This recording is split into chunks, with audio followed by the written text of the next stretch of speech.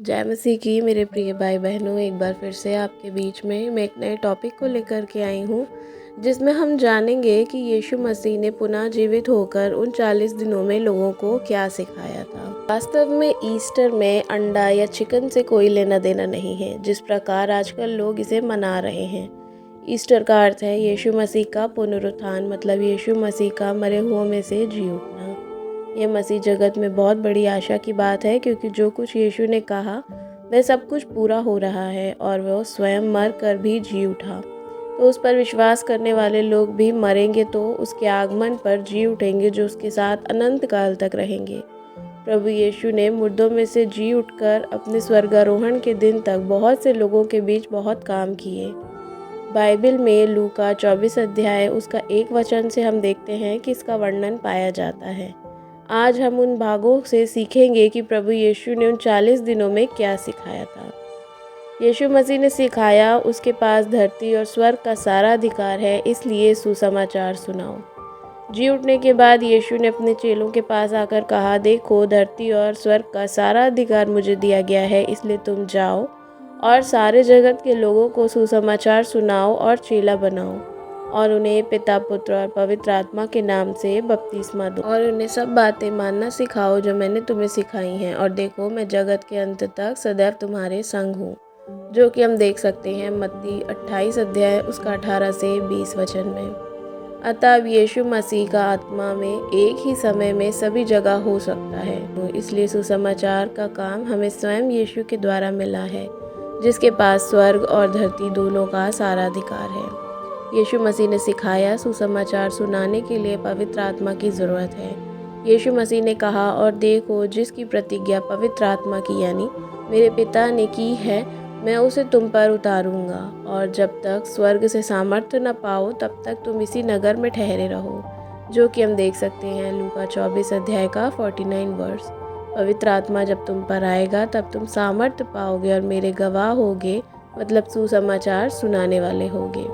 यरूशलेम में अर्थात उसके क्षेत्रों में सारे यहूदियों ने आपस में और सामरिया में, मतलब पास के गांव या शहरों में और जगत की छोर तक सुसमाचार सुनाने और प्रभु के गवाह होने की सामर्थ्य प्रभु पवित्र आत्मा ही देता है। जो कि हम देख सकते हैं प्रेरितों 1 अध्याय उसके 8 वचन में। यीशु मसीह ने सिखाया वह स्वयं संपूर्ण पवित्र आत्मा का केंद्र बिंदु है। यीशु मसीह के जी उठने के तुरंत बाद यीशु मसीह किसी राजा के घर में या उन्होंने उन्हें सताया था, उस क्रूस पर चढ़ाया था, उसके पास नहीं गए, बल्कि वह अपने चेलों के पास गए और उनके 2 अनुयायी शिष्य अपने घरों की ओर जा रहे थे। वह बातें करते हुए जा रहे थे, जो कि हम देख सकते हैं लूका 24 अध्याय उसका 13 से 17 वचन में। निराश होकर कि अब तो शायद सब कुछ समाप्त हो गया, हमारा मसीह मर गया, अब हमारे लिए कोई आशा नहीं है, अचानक यीशु उनके बीच में प्रकट होकर उनसे ही साथ साथ चलने लगा और उन्हें सच्चाई बताने की मनसा से उनसे सवाल करने लगा कि तुम किसकी बातें करते हुए जा रहे हो। वह लोग भी बड़ी नादानी से सहज भाव से कहने लगे, पूरे शहर को पता है क्या हुआ है, तू अकेला है जिसे नहीं पता क्या हुआ है। यीशु मसीह के विषय में जो सीधा व्यक्ति था और उसे क्रूस पर चढ़ा दिया। तब यीशु मसीह ने मूसा से और सब भविष्यवक्ताओं से आरंभ करके सारे पवित्र शास्त्र में से अपने विषय में की बातों का अर्थ उन्हें समझा दिया। जो कि हम देख सकते हैं लूका 24 अध्याय उसका 27 वचन में, कि किस प्रकार सभी भविष्यवक्ता लोग और पवित्र शास्त्र की सभी पुस्तकें केवल यीशु मसीह के विषय में ही बताती हैं।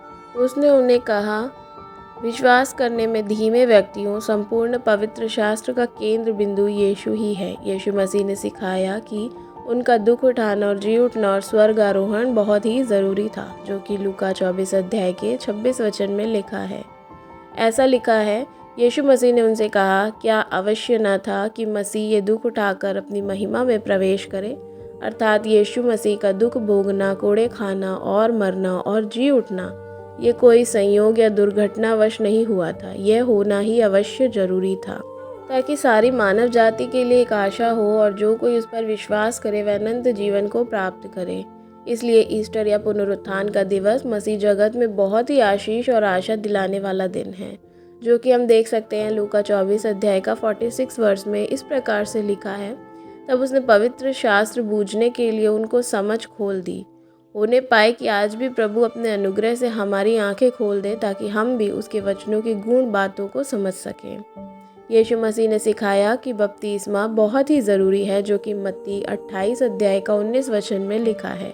प्रभु यीशु मसीह ने जी उठने के पश्चात स्वर्ग आरोहण के ठीक पहले एक आदेश दिया, जिसे हम सभी महान आदेश भी कहते हैं। उसने एक आदेश है, सारे जगत में जाकर लोगों को बपतिस्मा दो। इसका तात्पर्य यह है कि बपतिस्मा एक सबसे महत्वपूर्ण विधि है और विश्वास करें और बपतिस्मा लें, उसी का उद्धार होगा, जो कि हम देख सकते हैं मरकुस 16 अध्याय का 16 वचन में। उन 40 दिनों में यीशु इस शिक्षा को भी लोगों के बीच दृढ़ करना चाहता था और उन्हें ऐसा ही किया। यीशु मसीह ने सिखाया कि जैसे उनका स्वर्ग आरोहण है, उसी प्रकार पुनः आगमन भी होगा, जो कि प्रेरित 1 अध्याय उसका 8 का 11 वचन में दिया हुआ है। प्रभु यीशु मसीह ने 40 दिन लोगों को बहुत से चिन्ह दिखा दिखा कर उन जो बातें सिखाई थी उन्हें प्रमाणित करते रहे। फिर उनके कहे अनुसार वह बादलों में उठा लिए गए और लोगों के नज़रों से आसमान में ओझल हो गए, लेकिन उनके चेले बादलों में आंखें लगाए ही रहे कि शायद बिल्कुल अभी यीशु वापस आएंगे। और लेकिन तभी प्रभु यीशु ने स्वर्गदूत को भेजा और उस स्वर्गदूत ने चेलों से कहा, हे गलीली पुरुषों, तुम क्यों खड़े स्वर्ग की ओर देख रहे हो?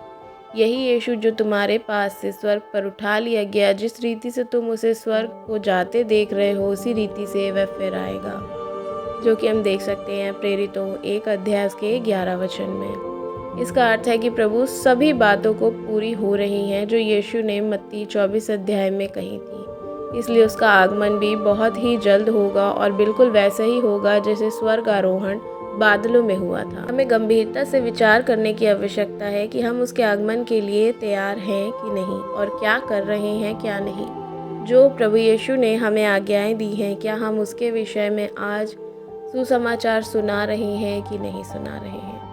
आशा करती हूँ कि प्रभु इन वचनों के द्वारा आप सभी को बहुत आयत से आशीष दें। Praise the Lord.